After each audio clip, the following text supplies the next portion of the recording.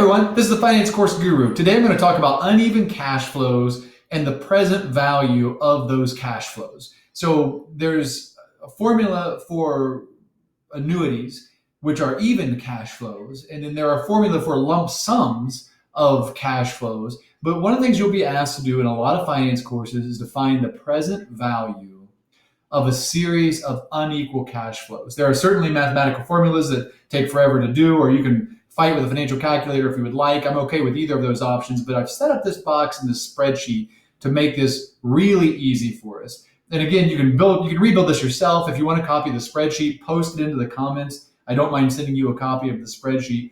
But essentially what I've done is I've used the present value formula for Excel to show the present value of each of the particular cash flows at a period of time. So you can see once you build this in the first cell, it's not hard to work with.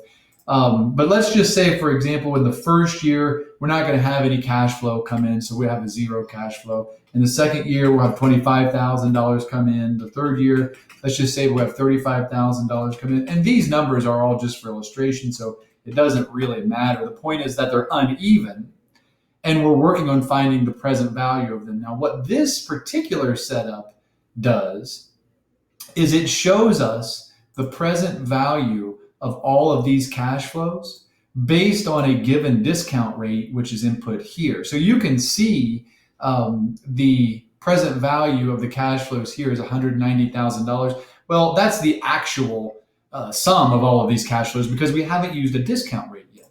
But when we input a discount rate of, say, 7%, look what happened. Our present value was adjusted to show the discount rate. If we use a discount rate higher than 7%, your present value goes down, right? So it goes down as is adjusted for a 10% present or discount rate. And then if we were to, use something lower than 7%, we would have seen our present value go up because our discount rate has gone down. And if you know the formula, we change the denominator, and made it smaller. So I hope this is helpful. Again, what I've done, you can just see in this cell, you're seeing my formula bar. It's not too hard to rebuild yourself. You get those variables, and then all of those can just be copied. Just make sure you use an absolute reference for your discount rate. I hope this was helpful. If it was, say it in the comments, share with your friends, and good luck with your finance courses.